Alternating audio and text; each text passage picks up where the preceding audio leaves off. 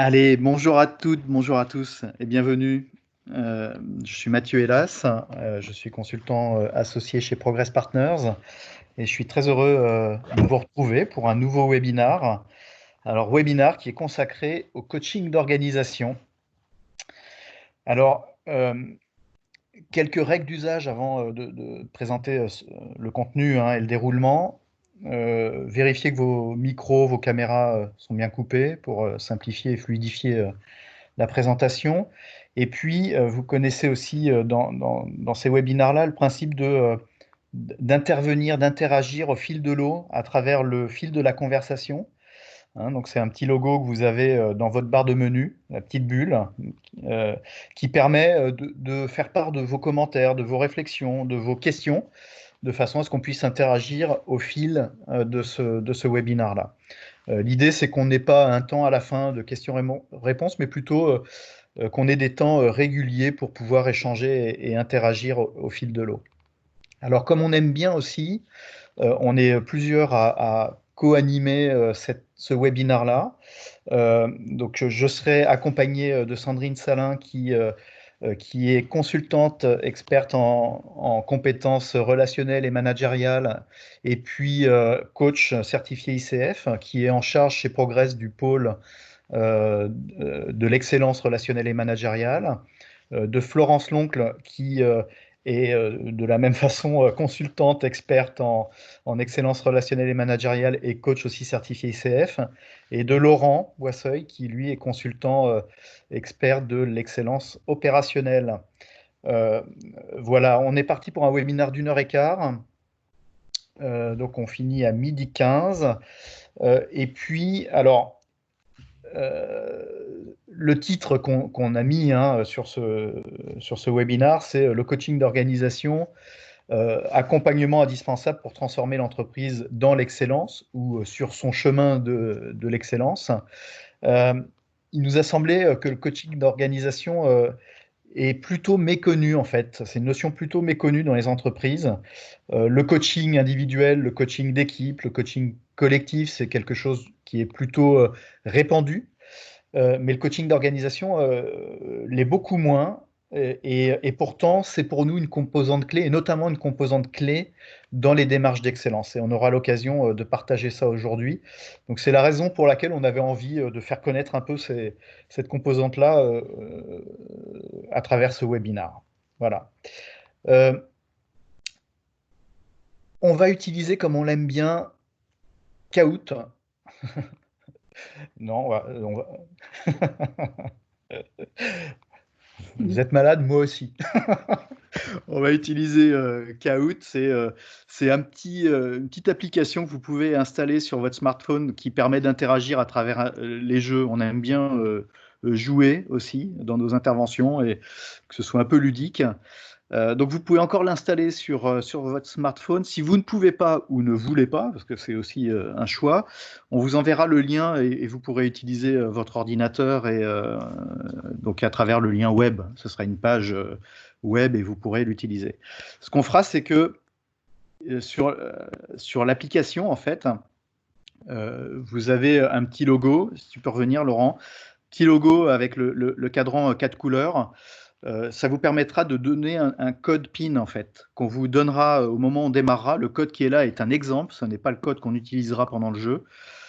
Et puis ensuite, vous ferez Enter et vous aurez un nom, un pseudo, un nom à mettre qui permettra à un moment donné de vous voir, vous connecter, puis surtout de pouvoir voir qui gagne ce Kahoot, parce que le but, c'est de donner les bonnes réponses et le plus rapidement possible. Voilà, les deux critères rentrent en compte pour identifier le gagnant de ce jeu-là. Alors, une fois que vous avez fait ça, vous aurez des questions qui apparaîtront sur votre ordinateur et vous répondrez sur votre smartphone, en fait. Donc, on lira les questions directement. Il y aura quatre réponses possibles avec des couleurs. Et l'idée, c'est que sur votre téléphone, ou directement à l'ordinateur, si vous n'avez pas appliqué, mis l'application sur votre smartphone, vous aurez à répondre le plus vite possible et la bonne réponse sur votre téléphone. Voilà. Voilà, je présente très rapidement Progress. très rapidement Progress. Progress, c'est un cabinet qui existe depuis une quinzaine d'années et qui accompagne des démarches de transformation, des démarches d'excellence. Hein. On aime bien ce terme-là.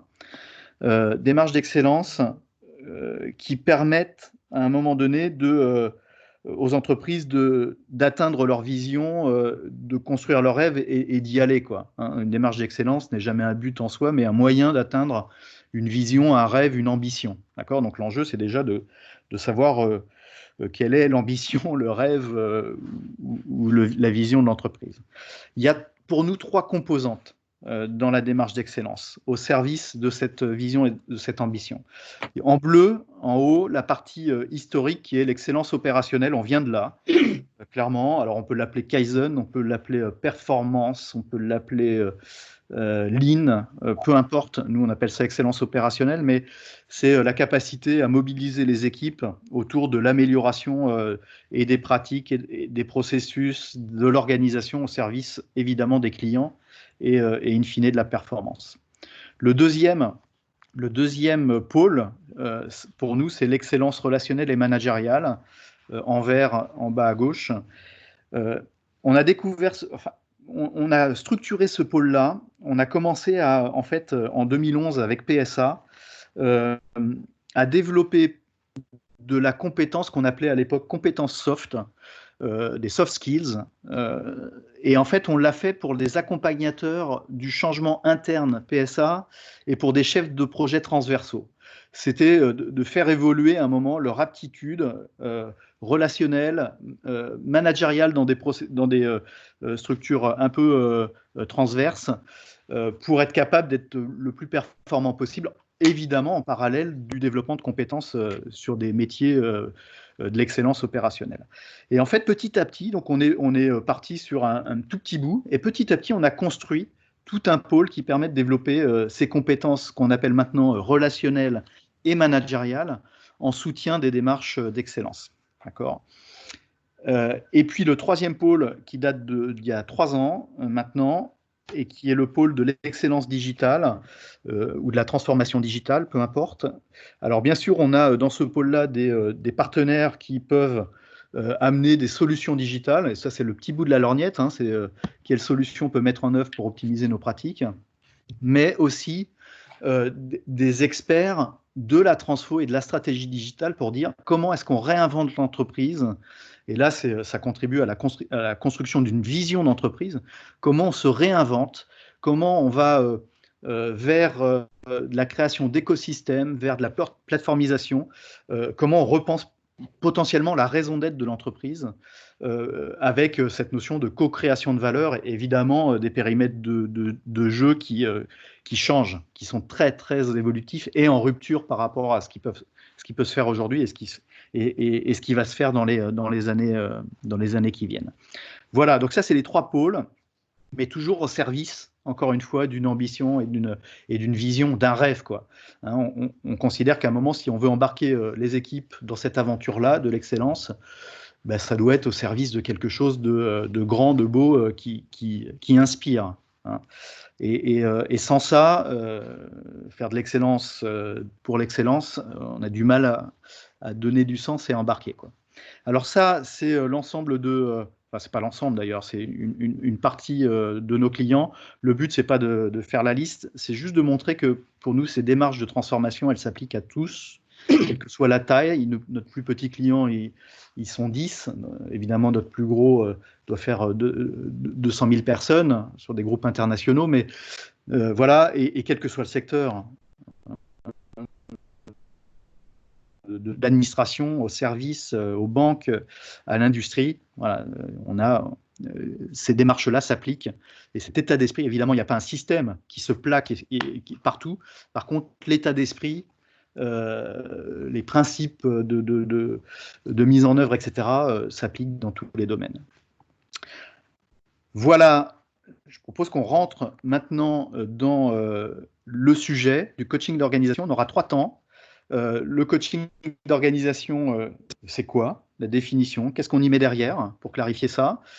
Ensuite, le lien, les connexions qui peuvent exister entre le coaching d'organisation et les démarches d'excellence. En quoi clé dont je parlais tout à l'heure vient au service de cette démarche d'excellence. Et puis, un dernier temps sur des partages d'expériences avec des exemples d'intervention pour rendre très concret ces notions de coaching, d'organisation. Voilà. Et puis, à chaque phase, on aura des temps d'échange. Donc, voilà. Donc, ouais, notre intention quand on fait un... Donc moi, je suis Sandrine, hein, Sandrine Salin. Notre intention quand on partage avec vous ce webinaire, c'est de partager la vision du cabinet sur le coaching d'organisation comme moyen essentiel pour réussir la transformation qui est nécessaire aux entreprises dans leur démarche d'excellence opérationnelle pour que ces démarches deviennent durables, pérennes et qu'elles soient portées immédiatement. Et puis, c'est de faire aussi en sorte que les coachs et les coachs consultants, qui sont les prestataires de services auprès des clients, puissent rencontrer les clients et que les clients puissent rencontrer les cabinets de conseil sur leur capacité à exprimer des besoins en termes de coaching d'organisation, devenir des interlocuteurs, exprimer les besoins, ça fera finalement connecter à la fois les consultants et les entreprises dans leurs besoins sur des échanges et sur des pratiques. Voilà. Donc, c'est vraiment notre intention quand on déploie ce webinaire et qu'on partage notre expérience et notre vision du coaching d'organisation avec vous aujourd'hui. Voilà. On va peut-être démarrer sur la définition. Allez. Et je crois que, bonjour, moi je suis Florence, du coup, Florence L'Oncle. Comme Mathieu l'a dit, l'idée c'est d'avoir des interactions avec vous. Donc vous pouvez d'ores et déjà commenter à travers le chat les réflexions qui vous viennent sur le sujet du coaching d'organisation. Et pour rentrer dans le vif du sujet, pour avoir un point de départ commun, on va faire la première question CAOUT en lien avec le coaching d'organisation. Dans le fond, c'est quoi? Et donc là, Laurent, je crois que tu vas nous l'afficher. Donc là, on a mis le lien CAOUT dans le fil de la conversation pour que vous puissiez y accéder. Et le code PIN que vous devez rentrer lorsque vous rentrez dans le jeu, c'est le 792 577. Ensuite, vous faites Enter, vous mettez votre login et vous allez pouvoir accéder à la salle de jeu. Précision, on vous invite à garder cette salle de jeu ouverte tout au long du webinaire parce que, en fait, on va faire des questions, mais qui vont être étalées dans le temps, mais sur dans la même salle de jeu, hein, sur le même code PIN.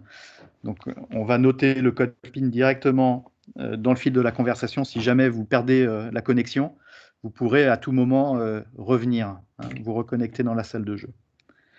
On va attendre quelques secondes pour que vous puissiez vous connecter, en tout cas tous ceux qui souhaitent participer. Il n'y a évidemment aucune obligation. Voilà. Ah bon, je vois le nombre de joueurs qui augmente, c'est à gauche là. Oui. Donc là, on va se laisser encore quelques secondes puisque ça continue de... Ok. Allez. Et donc, je vais vous lire la première question et pendant que je lirai les réponses, vous pouvez cocher celle qui vous semble être la plus appropriée des réponses. Alors, il y aura 4 questions. Et voilà la première. Qu'est-ce que le coaching d'organisation selon vous? Est-ce que c'est un grand team building qui regroupe tous les membres de l'entreprise? Est-ce que c'est un accompagnement dont l'entreprise a besoin sans trop savoir à ce à quoi ça correspond?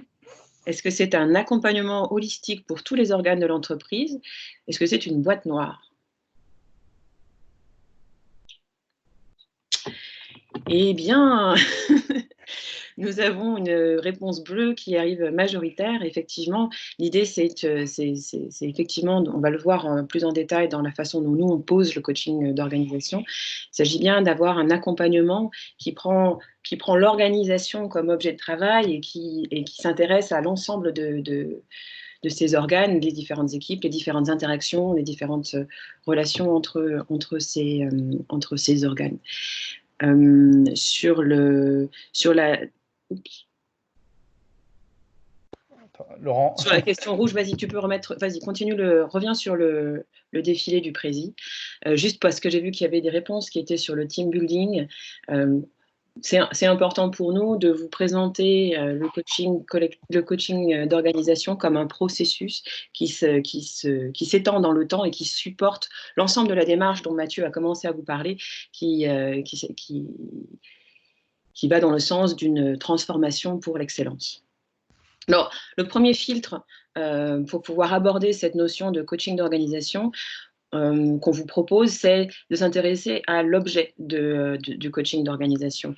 Et vous avez sûrement déjà eu l'occasion d'entendre ou de pratiquer du coaching individuel ou du coaching collectif, qui va être donc un collectif de personnes qui peuvent être des pairs de différentes fonctions, ou même du coaching d'équipe, où là, vraiment, il s'agit d'une équipe et de son projet avec le leader.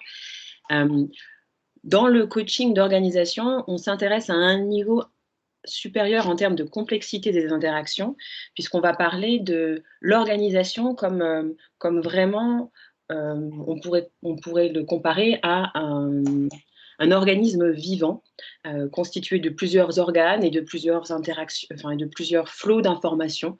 Si on prend des muscles, si on prend un cerveau, un foie, il va y avoir entre ces organes à la fois de l'interaction et aussi chaque centre peut être d'une certaine façon autonome. Et le coaching d'organisation, on le conçoit comme un macro-processus qui est conçu pour transmettre à l'entreprise une stratégie d'accompagnement pour l'ensemble de ces organismes. Et Laurent, donc, tu peux remettre, excuse-moi Florence, mais Laurent n'a peut-être pas vu qu'au niveau de l'écran, on a perdu le visuel.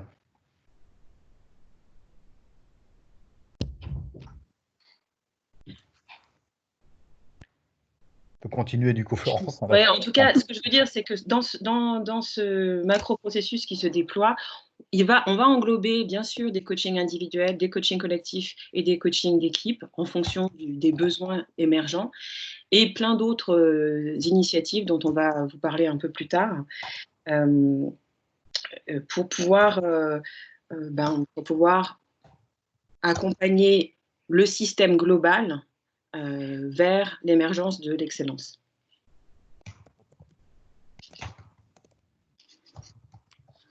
Et je crois qu'ensuite, on va vous proposer, voilà.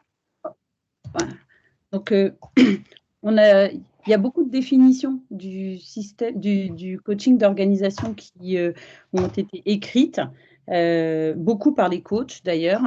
On en a sélectionné 3 parce qu'elles représentent bien, notre façon d'aborder le coaching chez Progress, enfin le coaching d'organisation et en tout cas la façon de le délivrer. La première chose qui est importante pour nous, c'est que le coaching d'organisation se situe bien dans un accompagnement du système pour qu'il conçoive lui-même ses propres réponses. Ça le différencie de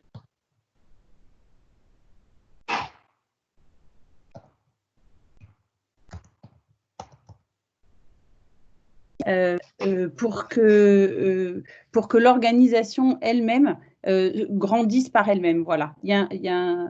Voilà. On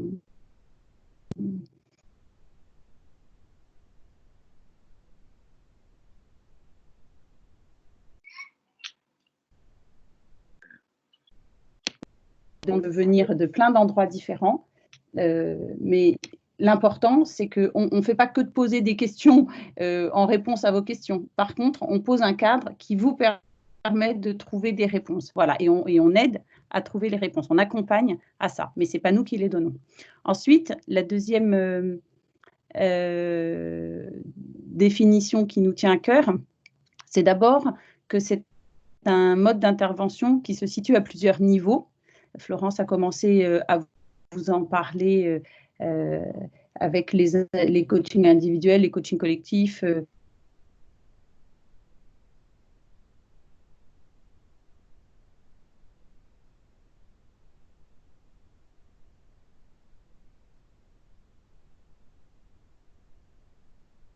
équipe-là, l'intervention utilise plusieurs méthodes. C'est une approche qui est, voilà, elle est systémique parce qu'elle regarde les interactions des groupes entre eux et elle prend en compte toute la complexité de l'organisation. Voilà. Elle fait évidemment appel à des compétences et des savoir-faire multiples, on les verra tout à l'heure. C'est un métier, en fait, le coaching d'organisation. Et c'est important aussi de se dire ça. Le coach en organisation doit utiliser plusieurs grilles de lecture. Il doit être compétent sur chacun des 3 domaines d'intervention dont on a commencé à parler, l'individu, les équipes et les systèmes. Voilà.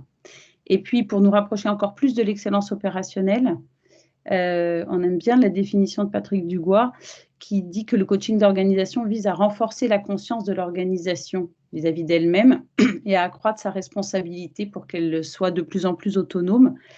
C'est un concept majeur, l'autonomie dans les démarches d'excellence. Le sens de l'histoire en ce qui concerne le management va vers de la responsabilité et de la responsabilisation. Et il n'y a pas de responsabilisation, il n'y a pas d'autonomie sans conscience de l'organisation d'elle-même, voilà, et de prise à partie de cette, du rôle que chacun a dans cette organisation, voilà, et a à jouer. Voilà, ça c'est ce qu'on avait envie de partager avec vous comme définition. Pour voir si vous avez suivi, on va voir dans des petites questions caout. Ouais, Sandrine, juste avant, il y a Géry qui nous dit c'est un peu abstrait. On est parti de l'idée de présenter déjà le concept pour ensuite venir voir les mises en œuvre, les applications de façon à être en entonnoir de plus en plus dans le côté pratique et concret. Hein. Donc j'espère que la suite répondra à votre besoin de concret. Mais l'idée, c'est de dire, voilà, déjà posons ce que c'est que pour nous le concept de les principes aussi génériques du coaching d'organisation. Juste pour apporter un complément de réponse, vraiment ce qu'on a noté, c'est que nos clients nous ont dit plusieurs fois qu'ils ne se sentaient pas légitimes pour parler avec nous du coaching d'organisation et que quand on le propose et qu'on a échangé avec eux, ils disent mais évidemment, vous avez raison, il faut voir les choses de façon un peu plus globale que juste par le petit bout de la lorgnette avec notre demande initiale dans un endroit reclus de l'organisation presque. Mais par contre, avant qu'on en ait parlé, ils ne le voyaient pas et surtout, ils n'osaient pas. Et donc, c'est vraiment l'objet de ce webinaire, c'est donner aussi de la théorie et aussi de la conceptualisation pour en faire une réalité après. Hein. Donc, je partage ce que tu dis, Mathieu. On va arriver à des choses plus concrètes derrière. Voilà. Mais c'était pour répondre à Jerry aussi. Alors, question caout. Alors déjà, réponse sur la première... résultat de la première question, Fixtib est en tête devant Mozart et devant Emma, Polo et Yezu. Bravo à tous, pas seulement à ces 5-là, mais en particulier à ces 5-là. Évidemment, il faut aller vite pour répondre. Hein, donc des fois, on lit les réponses. Nous, on ne va pas assez vite. Prochaine question.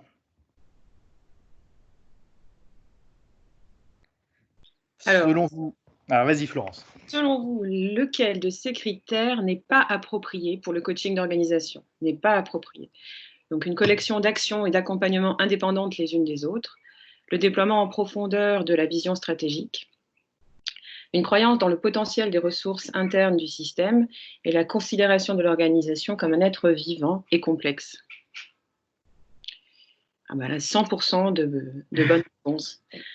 Effectivement, il ne s'agit pas d'une collection d'accompagnements indépendantes les unes des autres. On va travailler sur les interactions. C'est sûr que dans la stratégie d'accompagnement, on va s'intéresser à la cohérence des actions et on va les faire évoluer en fonction de ce qui se joue aussi. Et du coup, pour faire un pas un peu plus en avant... Ah, pardon, vas-y. Oui, c'est ça, exactement. Pour faire un pas en avant et pour être encore un peu plus dans le concret, le coaching d'organisation, ce sont des moyens mis au service d'un but. Et le moyen, c'est d'abord de travailler à plusieurs niveaux. individus, équipes et systèmes, on l'a dit. C'est bien d'équilibrer les 4 axes dynamiques de l'organisation pour créer le plus d'intelligence collective.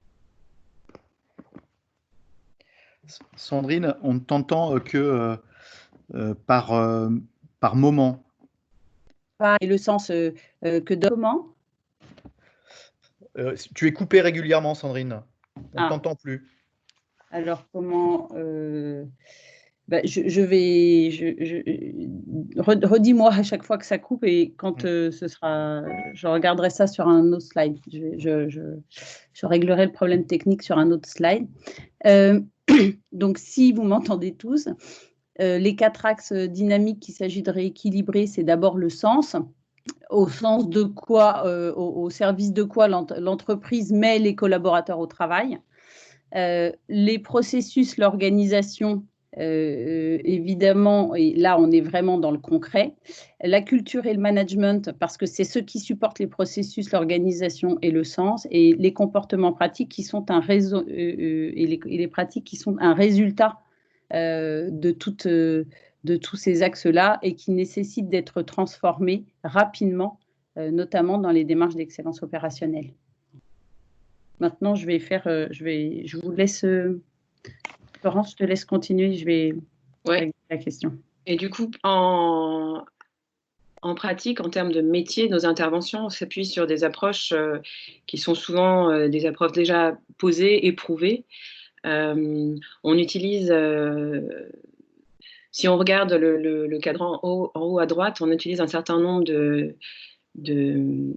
d'approches qui sont inspirées, bien sûr, vous l'avez entendu, de la théorie du systémique, c'est-à-dire, grosso modo, s'intéresser au fait que tout est en lien et que apprendre à lire les interactions, apprendre à décoder ce qui se joue en termes de peut-être de schémas limitants, de schémas répétitifs au sein d'une équipe, au sein d'une organisation, pour pouvoir identifier une liberté d'action ou une liberté d'innovation, ça nous permet d'avoir des leviers d'intervention. À la fois, nous, en termes de capacité à faire émerger ces prises de conscience, et nos clients en termes de une fois que j'ai conscience de ce qui se passe, je peux avoir une action plus pertinente pour faire évoluer la situation. On s'intéresse aussi aux neurosciences qui sont évidemment en émergence encore aujourd'hui, des disciplines qui permettent justement de voir comment des centres neuronaux répartis à différents endroits dans le corps, d'une complexité incroyable, réussissent à la fois à être autonomes et en interaction les uns avec les autres. Et on est aussi très, très inspiré par toutes les théories de pratique de Peter Senge du MIT, avec l'organisation apprenante, puisqu'il s'agit d'apprendre à apprendre ensemble pour réussir les transformations profondes qui soient, comme tu l'as dit plusieurs fois, Sandrine, pérennes dans la culture de l'organisation. Florence, en ce sens-là, en tout cas, on répond déjà à la question à la fois de Jerry et à la fois de Yeswana. Jerry qui pose la question, est-ce que ce n'est pas la conscience de l'existence d'un problème ou d'un besoin d'amélioration au départ? Donc, tu l'as dit tout à l'heure, tu viens de répondre, oui, c'est aussi le besoin de conscientisation de l'organisation. Et puis, Yeswana, elle pose la question, c'est la résolution de problèmes avec une approche systémique. Donc, tu viens d'apporter une réponse. Il y a l'approche systémique, on utilise énormément l'approche systémique et la méthode, elle est systémique et holistique, on l'a dit, par essence. Mais il n'y a pas que la systémie dans les bases et dans les méthodes utilisées. Voilà.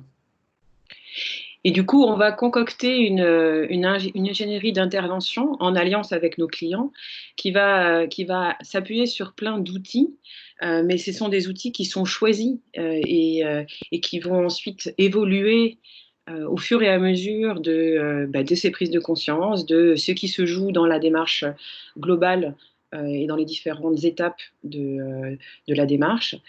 On n'a pas listé ici ces outils puisque le répertoire est vraiment très grand et celui qu'on utilise va être fait sur mesure par rapport aux enjeux et à l'actualité et au rythme de nos clients. En termes d'ingénierie, vous voyez qu'il y a toute une série de diagnostics, que ce soit une posture conseil ou une posture coach, en individuel, en collectif, des médiations, des mentorings, du co-développement, des formations, des parcours managériaux qui eux aussi sont conçus en alliance avec les clients, c'est-à-dire sur mesure, et qui sont en lien avec toutes les interventions que des consultants vont pouvoir faire plus orientées sur l'excellence opérationnelle, puisque chaque chantier est aussi un lieu d'apprentissage sur la posture managériale, sur la démarche d'intelligence collective et sur les enjeux de faire tomber les silos et apprendre à faire autrement dans un environnement spécifique. Et du coup, pour créer les conditions de la réussite, on s'appuie sur des compétences et des savoir-faire dans nos équipes. On va poser un cadre d'intervention pour donner de la structure et de la sécurité qui permet du coup d'aller vers de l'évolution. C'est prendre en compte à la fois le changement et le non-changement au service d'une évolution pérenne. Vous avez déjà probablement pu rencontrer certains de nos consultants, que ce soit des consultants coach, c'est-à-dire spécialisés de l'excellence relationnelle et managériale, ou des coachs ou des consultants en excellence opérationnelle. On met en place de la supervision pour nos équipes, pour garder de la lucidité aussi, puisque nous restons à la fois dehors et aussi on agit à l'intérieur du système. Vous l'avez déjà entendu probablement depuis le début de ce webinaire, mais pour nous, c'est cette alliance qui se crée entre le client et notre équipe est déterminante pour la réussite. On place un pacte qui est co-construit et qui nous permet justement, au fur et à mesure de la démarche, de continuer à être dans quelque chose de juste et d'efficace. Quelqu'un a mis aussi bienveillance dans le chat tout à l'heure. Effectivement, la bienveillance, c'est quelque chose qui va être important et en même temps implacable. C'est-à-dire qu'il s'agit ici de pouvoir accompagner les clients vers une démarche. C'est-à-dire que parfois, ça peut être inconfortable, mais en même temps, c'est au service de quelque chose de partagé, d'une ambition partagée. Et on s'appuie évidemment sur l'ensemble de nos expériences, puisque ce sont des consultants et des coachs seniors qui interviennent chez Progress Partners. Je vous laisse compléter, Mathieu et Sandrine, si vous souhaitez rajouter quelques éclairages sur ce slide. Pour moi, ce qui est important de dire, c'est que le cadre, on est extrêmement vigilant au cadre qu'on pose, parce que c'est vraiment le savoir-faire du coach. Dans le coaching d'organisation, c'est de poser ce cadre qui va mettre l'organisation dans son ensemble au travail. Et pas seulement quelques acteurs, parce que ce n'est pas ça l'objet du coaching d'organisation, et que ce cadre-là, on prend le temps de le poser. Tu parlais d'alliance, on prend le temps vraiment d'être en alliance, c'est ce qui nous permet de confronter le système après. C'est ce qui nous permet à l'organisation de ne pas rester dans son ambivalence de demande, à la fois de se transformer et à la fois de collectivement et inconsciemment faire en sorte de ne pas se transformer, parce que c'est toujours inquiétant, c'est toujours, ça génère toujours des résistances, la transformation, même si elle s'entend intellectuellement, ça va chercher à la fois les individus, à la fois les groupes d'individus et du coup le collectif global, voilà, dans des émotions et du coup des comportements de résistance. Voilà. Et c'est vraiment ça qu'on cherche, c'est déjouer les comportements de résistance qui sont mis en œuvre, encore une fois, de façon inconsciente. Donc, c'est bien, voilà, l'objet, c'est bien ça, c'est de monter en prise de conscience collective avec ce cadre. Ok. Il y a deux questions. Une de Sylvie sur est-ce qu'on propose des formations à nos méthodes, et une de Tibor sur comment mesurer l'impact, la réussite de ces interventions, quelles sont les métriques habituelles. Tibor, je propose qu'on réponde à votre question un peu plus tard, d'accord, sur une fois qu'on aura vu comment on appréhende de façon un peu concrète au fil de l'évolution de la démarche d'excellence et la mise en œuvre du coaching d'organisation, on voit comment on mesure l'impact. Hein. Après, sur les formations, l'enjeu, c'est évidemment d'amener du développement de compétences. Alors, on fait des formations évidemment génériques, mais aussi après très spécifiques en fonction des besoins d'intervention. Et l'enjeu, c'est aussi de former les intervenants internes de l'accompagnement, hein, les accompagnateurs de la transformation en interne. Et eux, ces personnes-là, cette cellule-là, on doit leur donner à un moment les clés de comment appréhender les notions de coaching d'organisation, notamment, puisqu'on parle de ça, en fonction des interventions qui sont menées et de la maturité de l'entreprise. Voilà. Je propose qu'on passe au caout. Oui. Et que, du coup, on voit les résultats suite à la deuxième question.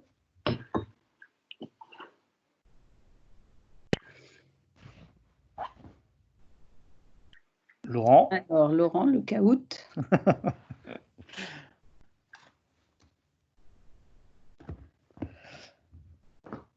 Alors, est-ce qu'il y a un changement? Alors, Fix Type toujours en tête. Par contre, il y a un changement ensuite sur le podium. Emma passe en deuxième position et Polo en troisième. Mathilde rejoint le top 5. Mozart reste dans le top 5. Bravo à tous. Prochaine question. Florence.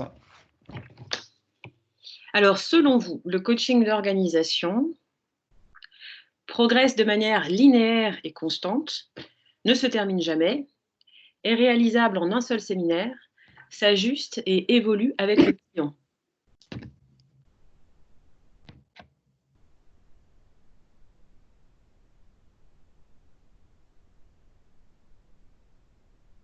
S'ajuste et évolue avec le client, oui, effectivement. Et on voit que la deuxième réponse, où il y a 10 personnes qui ont choisi, c'est ne se termine jamais. C'est effectivement un peu provocateur, c'est d'avoir posé ça. On est bien dans une idée de démarche d'excellence et donc de continuer une amélioration et de poser cette culture de l'amélioration continue. En même temps, quand on parle de coaching, on est vraiment dans la réponse à une demande qui aura émergé dans un contexte, dans une certaine maturité. Et cette démarche-là, à un moment, se termine. De cette première démarche peut émerger d'autres besoins, d'autres demandes, et ça sera l'occasion du coup de faire peut-être d'autres aventures sous forme de coaching, mais le coaching a un début et une fin. Alors, si on poursuit, l'idée c'est de reconnecter ce coaching d'organisation à la démarche d'excellence. Et pour commencer, peut-être expliquer les phases que nous voyons à une démarche d'excellence.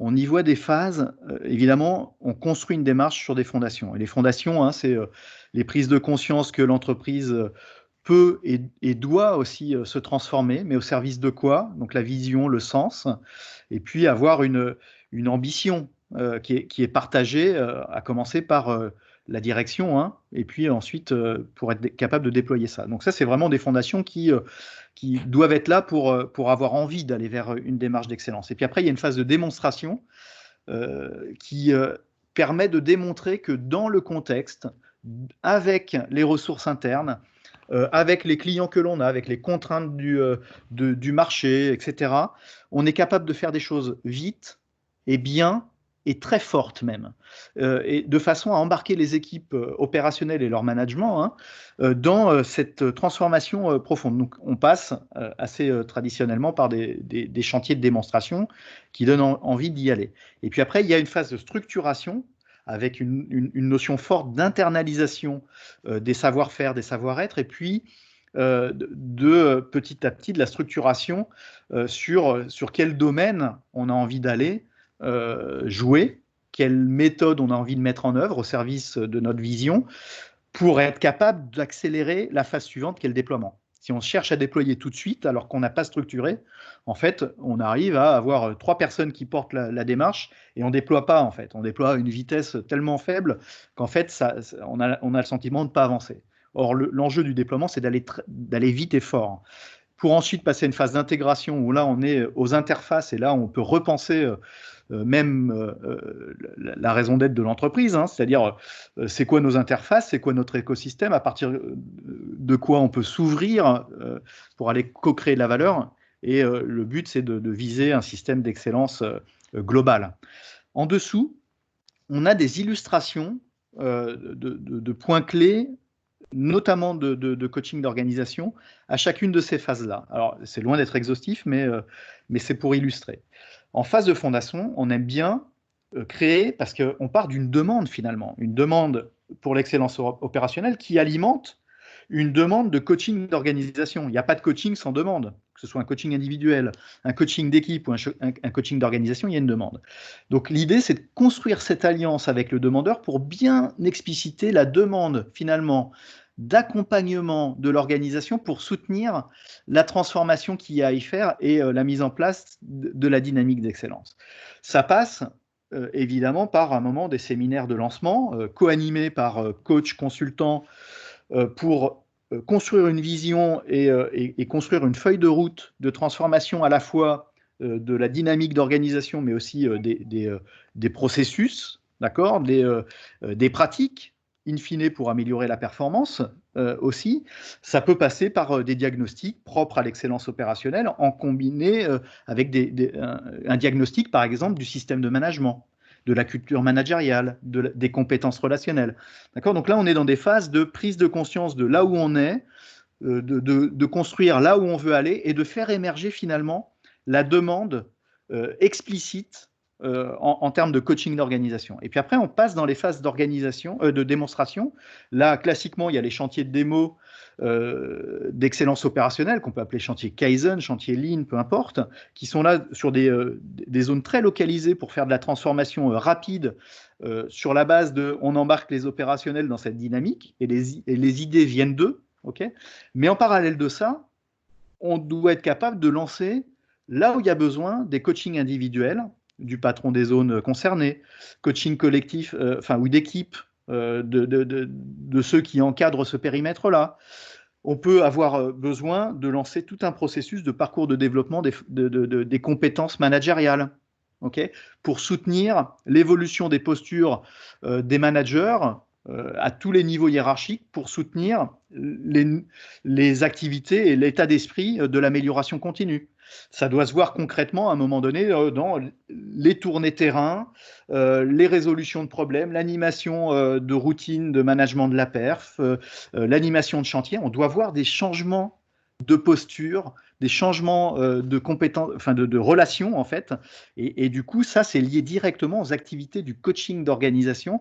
Et donc, on va y définir, mettre en place les activités qui commencent à démontrer des changements visibles. Et ensuite, on structure. Et là, l'enjeu, c'est, je le disais tout à l'heure, d'intégrer les savoir-faire, les savoir-être dans les cellules internes d'accompagnement, mais aussi au niveau des opérationnels, évidemment, et des managers.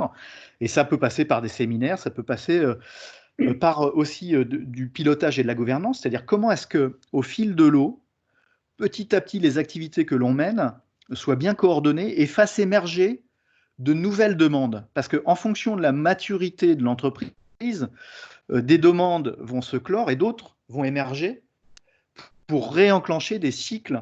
Et c'est là où on remet en route des cycles de nouvelle ingénierie au fil de la montée en maturité. Et c'est en ce sens, on répond à la question tout à l'heure du caout, hein, on suit à un moment donné l'avancement de la maturité des prises de conscience au niveau du client. Et donc, c'est loin d'être linéaire. Hein. Il y a des moments, il y a des prises de conscience qui s'opèrent et hop, on enclenche un nouveau cycle et une nouvelle ingénierie qui s'installe. Okay, on peut y mettre à ce moment-là aussi des systèmes de co-développement interne pour être capable de soutenir aussi la transformation, l'état d'esprit de la transformation.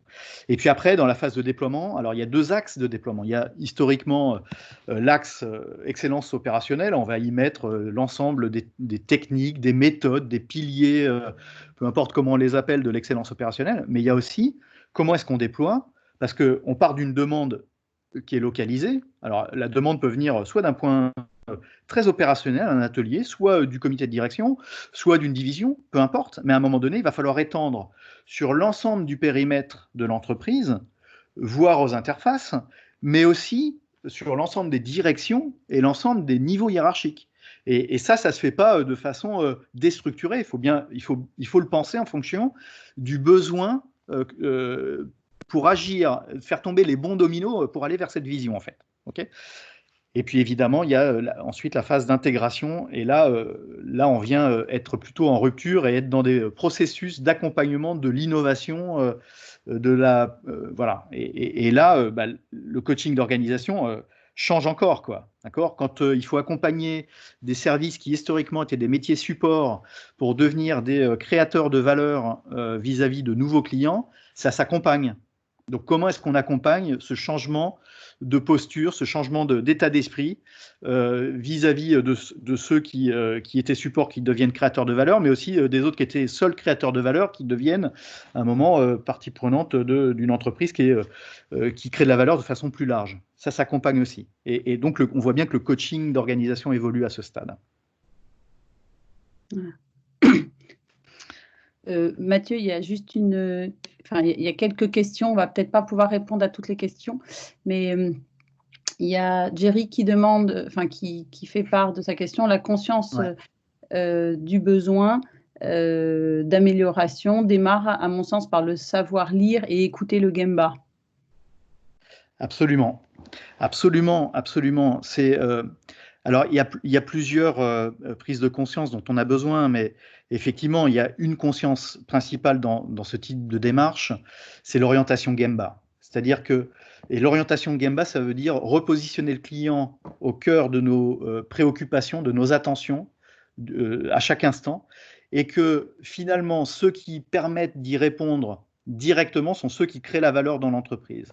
Voilà, c'est ça, cette notion de Gemba. Et en fait, d'aller voir là où ça se passe, le lieu de la création de valeur, c'est un état d'esprit qui est fondamental. Et finalement, le coaching d'organisation tel qu'on nous le concevons doit permettre d'aller vers cette prise de conscience et ces évolutions de posture et ces évolutions de la relation au service du Gemba. Ok, on va passer, juste pour continuer de répondre à ça, rapidement, simplement, pour reprendre ce que tu disais tout à l'heure sur le fait que c'est pas linéaire et c'est pas linéaire et pour autant ça répond à un processus. Très rapidement pour qu'on puisse passer aux exemples d'intervention et ce qu'on peut faire chez les clients, mais l'idée, c'est que tout commence par une demande, où qu'elle soit. Et là, effectivement, la conscience du besoin est archi nécessaire pour qu'on puisse faire un diagnostic partagé, co-élaborer l'ingénierie d'intervention. Ça, c'est vraiment important. Évidemment, on est dans l'apport de propositions énormes, mais par contre, rien ne se fait sans que le client pense que ça peut être la bonne solution pour lui.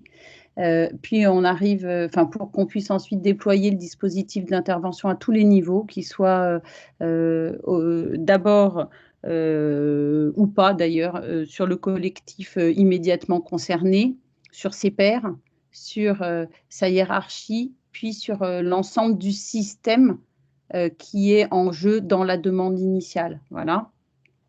Quand on déploie ce dispositif d'intervention, on fait des retours d'expérience permanents pour faire des ajustements permanents, qui soient en boucle courte ou en boucle plus longue. En boucle courte, c'est-à-dire qu'à chaque fois qu'il y a une expérimentation, si c'est un coaching d'équipe, si c'est une formation managériale, si c'est, je ne sais pas, un coaching de binôme, on regarde comment ça fonctionne dès les premières interventions pour voir s'il y a des ajustements à faire sur le reste du déploiement.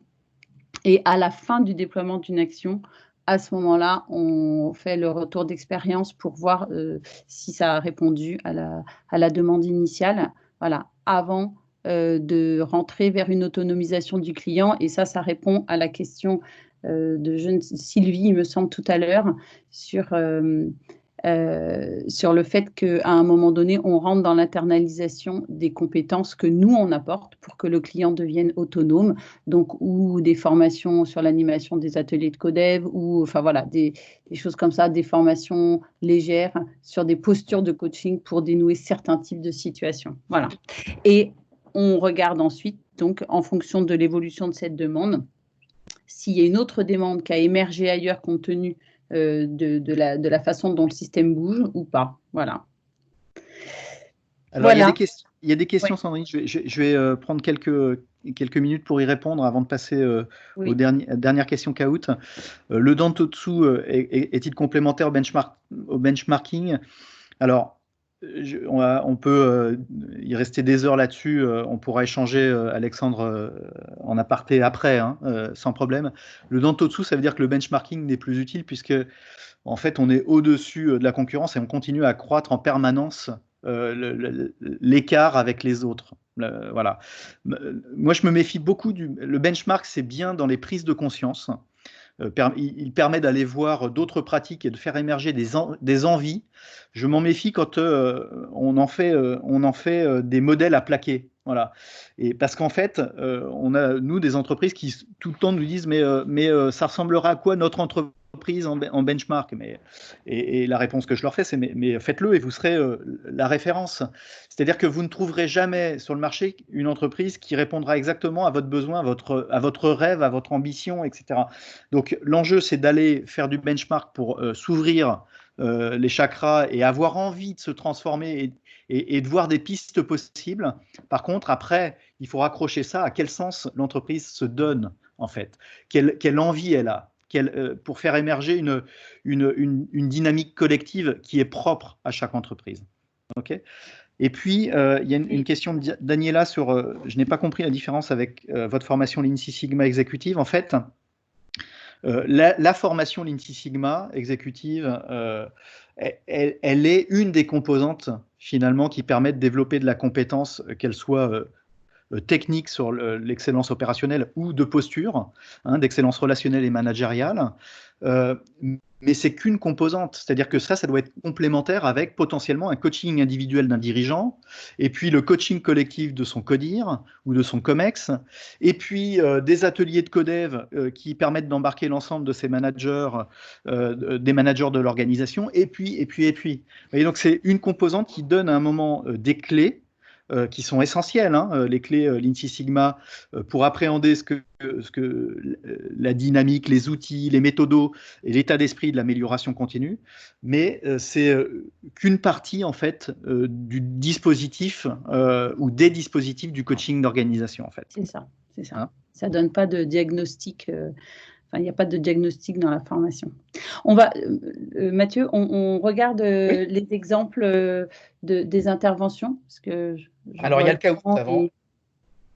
Il y a le Kahoot avant. Avec, on va voir le résultat de la troisième question.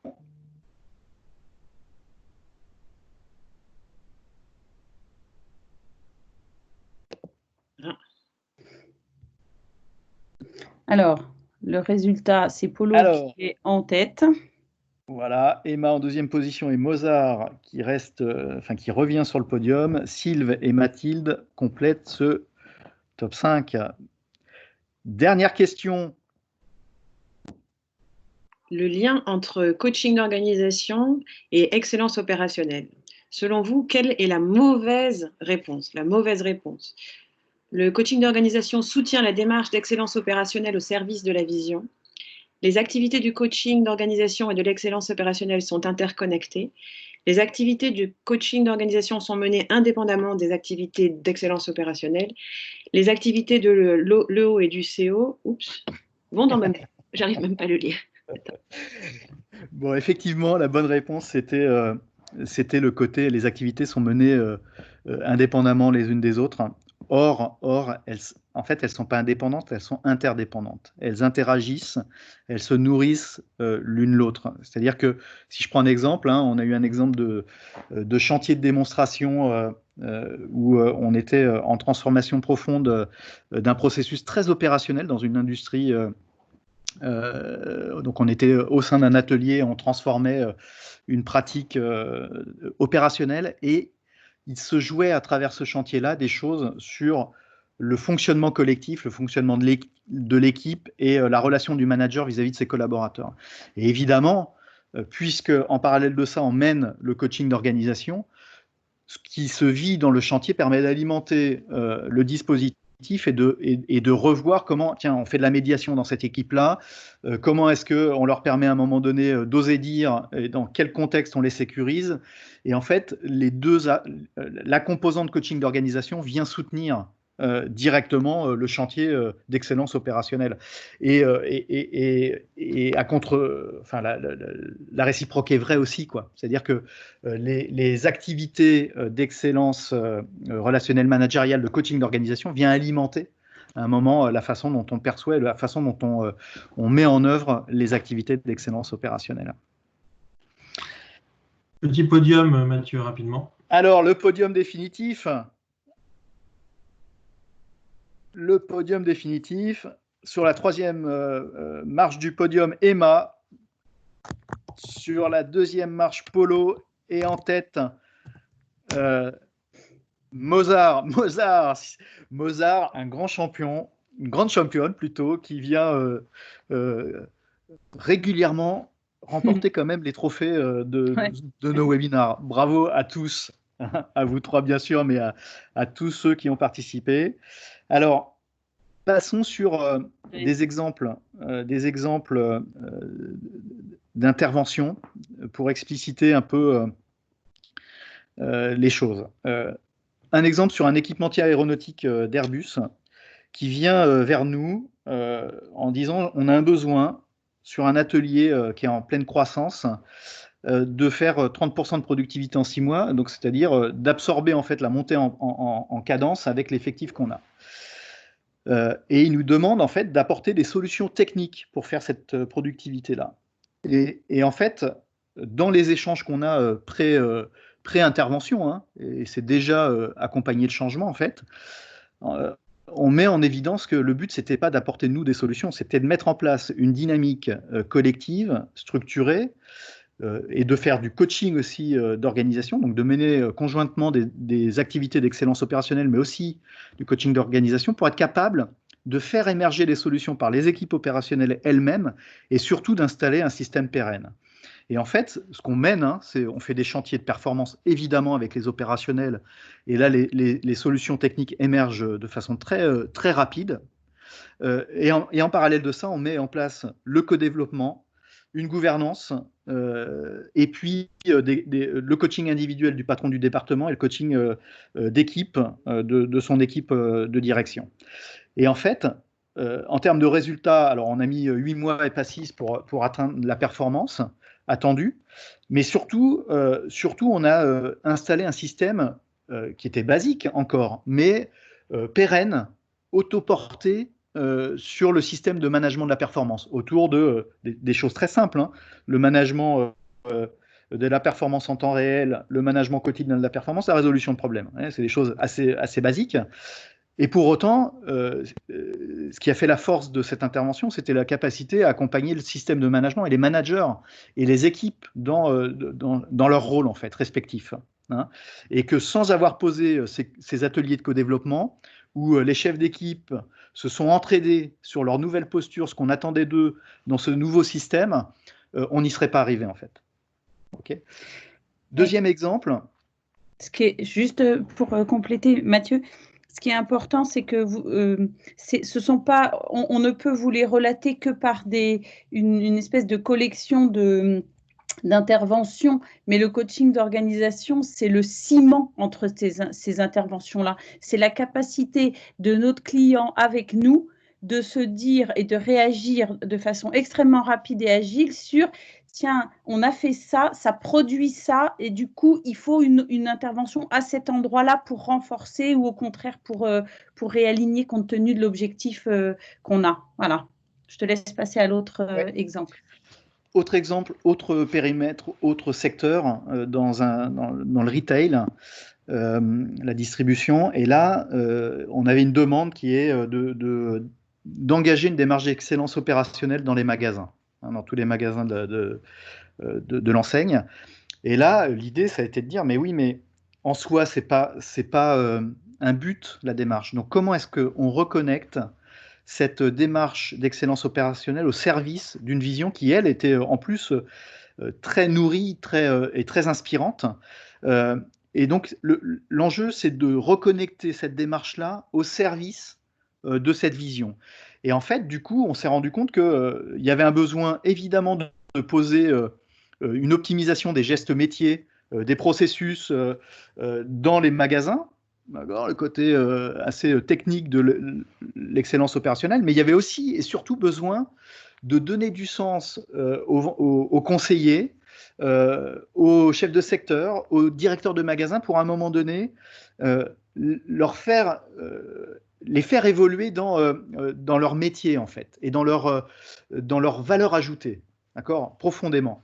Et là, il y a eu besoin à un moment de poser aussi des principes de coaching d'organisation et surtout des activités de coaching d'organisation pour accompagner cette évolution du système de management finalement de chaque magasin. Le troisième exemple, en cosmétique, alors cosmétique et de façon un peu plus précise dans une ETI familiale. Et ça, c'est important parce que avec le fondateur historique encore présent comme président du conseil de surveillance hein, de l'entreprise, mais finalement encore assez présent.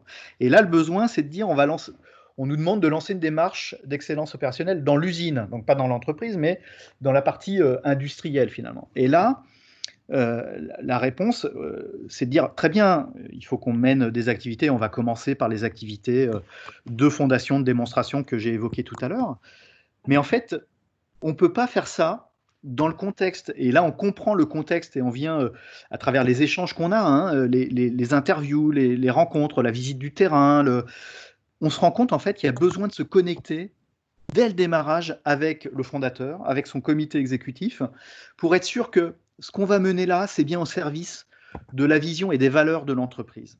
Voilà. Et que si on ne le fait pas, et donc là, on est clairement finalement dans le coaching d'organisation à faire émerger un besoin qui n'est pas celui qui exprime au démarrage. Okay, et en fait, là, l'idée, et rapidement, on se rend compte que l'enjeu, c'est aussi d'accompagner la transformation du système de management à tous les étages et pas uniquement dans l'usine et pas uniquement sur la démarche d'excellence opérationnelle. Voilà. Et donc là, on reconnecte et d'entrée de jeu, dès la phase de démonstration, on lance tout un parcours de formation sur les compétences relationnelles et managériales.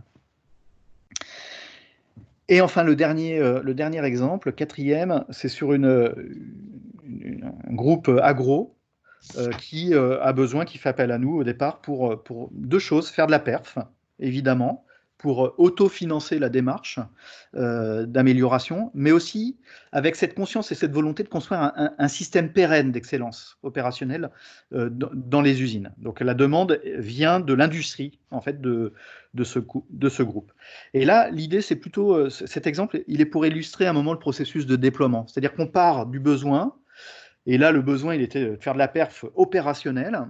Et donc, on va dans les usines, on sélectionne des usines pilotes, on fait de la transformation et des chantiers sur réduction des pertes, sur amélioration des TRS, des moyens de production, etc. Et en même temps, petit à petit, on crée l'alliance avec le comité industriel.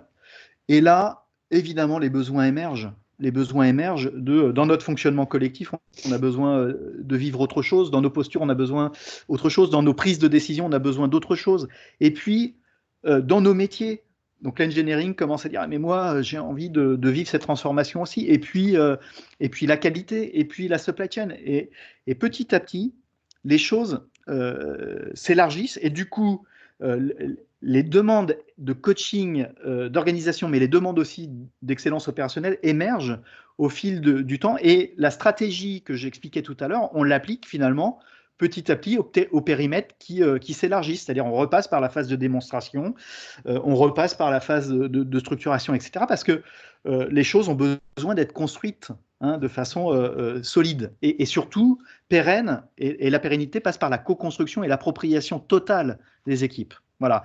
Et donc, et là, on en est à un stade où on fait le premier chantier de démonstration au niveau du groupe. Voilà, c'est-à-dire qu'on est sorti de l'industrie pour accéder à un niveau corporate.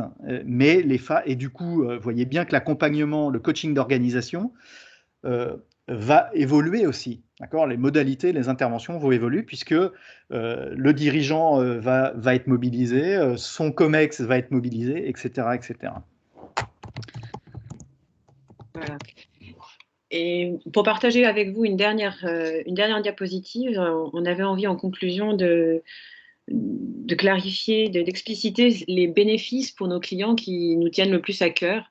C'est des mots qu'on a déjà prononcés, mais vraiment ce qui pour nous fait la différence, c'est que si je les prends de gauche à droite, on va, à travers cet accompagnement stratégique, permettre d'élever le niveau de lucidité du collectif. Je voyais tout à l'heure dans le chat des commentaires sur une vision méta de l'équipe pour pouvoir intervenir différemment. Accéder aux ressources internes, ça c'est vraiment au niveau individuel, aller chercher à la fois les talents et libérer les envies de contribuer à la transformation de chacun à sa juste place. Générer des nouveaux regards avec l'idée de déclic, c'est-à-dire que la prise de conscience de la zone de liberté que j'ai ou de la zone d'innovation que j'ai me permet d'aller poser des actes et de trouver une énergie différente. Du coup, on génère des solutions innovantes. Du coup, on peut aussi avoir des actions de changement qui vont être meilleures, plus pertinentes, plus rapides. Et à travers ces différentes boucles qui se déploient dans le temps, on va permettre une appropriation de comportements cibles. On pense souvent à des postures managériales, mais à différents niveaux, des interactions, voilà, une façon d'agir au service de la transformation qui deviennent durables, qui sont à la fois transmis, testés et vraiment appropriés par l'organisation. Et au final, ça nous permet de faire vivre des transformations profondes de la culture de l'entreprise. Comme Mathieu le montrait dans son dernier exemple, il y a une montée d'un point de départ de la demande jusqu'à un niveau corporate ou un niveau de l'ensemble de l'organisation. Et ça nous donne beaucoup d'espoir sur la puissance d'action de ce genre de démarche.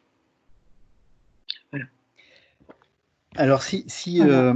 avant de conclure, si je prends le fil là, de la conversation, merci à Christelle de cette petite synthèse sur les points clés du coaching d'organisation, c'est super. Et puis Sylvain qui nous fait part effectivement du contexte actuel qui est pour lui favorable à la transformation. Et on partage aussi chez Progress cette vision, c'est-à-dire que je pense que l'enjeu des entreprises, alors évidemment à très court terme, c'est de sécuriser les équipes, sécuriser les clients et puis de revenir à un niveau de performance pré-Covid. Mais l'enjeu, c'est se servir. Hein, et on a fait tout un webinaire là-dessus autour de la résilience, quoi, en disant mais comment est-ce qu'on peut rêver encore plus haut et que l'après-Covid, finalement, où le next normal soit bien différent de l'ex-normal. Voilà, qu'on soit dans quelque chose de plus beau et que c'est l'occasion, quoi. Parce qu'il y a une réelle aspiration, probablement des équipes, mais aussi des managers, des dirigeants, à se transformer à cette occasion-là. À se transformer, alors d'un point de vue excellence opérationnelle, on peut citer des transformations de la supply chain, des circuits courts, de la capacité à produire en local, à être flexible par rapport à des besoins du client. On a tous vu la volatilité des marchés et la nécessité de se transformer d'un point de vue opérationnel, mais aussi d'un point de vue relationnel et d'un point de vue managérial. On voit bien à un moment cette envie de travailler autrement, quoi. Et il y aura une nécessité à travers le redémarrage de se reconnecter et de vivre des relations différentes. Hein, on a une sensibilité, je pense on est soucieux, on est bienveillant dans le contexte actuel vis-à-vis de nos équipes, parce que juste on veut qu'elles soient en pleine santé, hein, nos équipes, leurs familles, etc. Servons-nous de ces aspirations, de ces envies, pour en faire de nouveaux modèles de demain. Et pour nous, hein, le coaching d'organisation est une façon de faire émerger ces envies-là, ces besoins-là, et du coup de mettre en face les dispositifs qui permettront d'y répondre. Et je pense qu'il y a un point clé, pour finir là-dessus, ce sera la capacité à faire un bon retour d'expérience de la façon dont chaque entreprise a vécu cette période-là, que ce soit en positif, parce qu'il y a eu des choses formidables qui se sont jouées pendant cette période, ou des choses qui ont été plus difficiles, plus compliquées, pour être capable non seulement de surmonter, mais de rêver à partir de ça. Et je pense que ça permet à un moment de reposer un processus de transformation qui peut être très, très salutaire, en fait, pour les entreprises. Voilà. Et je regardais s'il y avait d'autres. Non, il n'y a pas d'autres. Il y a des interactions, mais ouais. Il est déjà 12h. Ouais, alors on va s'arrêter là. Il nous reste à vous remercier. Évidemment, si on n'a pas répondu à toutes vos questions et commenté tous vos commentaires, on peut continuer les échanges. Vous pouvez nous prendre contact avec nous sur les réseaux, et puis on peut poursuivre au téléphone, et on aura toujours plaisir, comme on l'a fait à la suite de chaque webinaire. On aura plaisir à poursuivre ces échanges-là en dehors. Et puis, évidemment, vous pouvez découvrir toutes nos offres de co-développement à distance, de formation aussi certifiante à distance, et puis, évidemment, comment réussir votre prise d'activité et comment est-ce que vous pouvez mettre en œuvre ce coaching d'organisation maintenant, quoi. Et on est là pour vous aider à faire émerger vos besoins, vos demandes explicites qui répondent à vos besoins en fonction de la compréhension de votre contexte, quoi. Et faites comme Alexandre qui écrit « Je suis intéressé par la discussion avec vous, Mathieu ». Donc, Alexandre, je vous invite à envoyer, parce que c'est compliqué de vous joindre avec juste un prénom. Donc, je vous invite à recontacter Mathieu à l'adresse que vous voyez apparaître sur votre écran, et tous les gens qui ont trouvé ça intéressant, et vous êtes nombreux à le dire, on sera Alexandre est très rapide, il a déjà copié-collé l'adresse mail de Mathieu, et voilà, on sera ravis de pouvoir répondre, de vous aider à formuler vos demandes et vos besoins pour que votre organisation puisse se transformer comme elle le doit, voilà, et apprendre encore d'elle-même.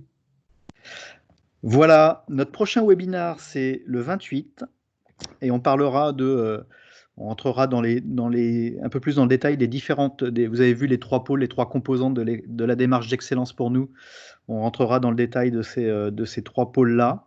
Et puis, tous les webinaires qu'on a fait dernièrement sont aussi accessibles. Vous avez un petit code à barre pour accéder à notre site, et sur notre site, vous pouvez visionner tous ces webinaires. Voilà, on sera ravis de vous retrouver à d'autres occasions. Et d'ici là, portez-vous bien. Une bonne journée. et amusez-vous bien dans vos démarches de transformation. À très bientôt. Au revoir. Au revoir. Au revoir.